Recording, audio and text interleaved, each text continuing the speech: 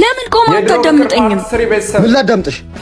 ለምን አይገባህም? እሱ የመጣው ህይወታችንን ለመበጥበጥ ነው። ትሰሚኛለሽ? አሁንም ቢሆን ይሄ ሰውዬ ከህይወትሽ ካልወጣ ሰላም አላገኝምሽ።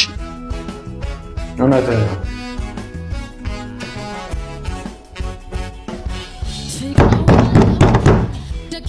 ቢኒያም እንጥራልኝ እንዴ ባሚ ሰላምታ አይቀድም?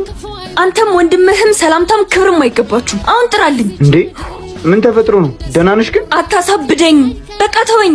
ለዛ ባለጌ ወንድም እንደምትለው ደግሞ እንዳይደውል ድጋሚም እንዳትመጣ በለው እሺ። ከዛ ደግሞ አላማህ ምን እንደሆነ ገብቶኛል በለው እሺ። ምን አለች? አንተ ምን እያረክ ነው? አሁን እኮ ፍቅረኛ አላት አውቃለሁ። እና ምን ለማድረግ እየሞከርክ ነው? ለምንድነው ማትተዋት? ለመጨረሻ ጊዜ ላወራት እፈልጋለሁ። ከዛ ነው ምተዋት። ምን ልትላት ነው?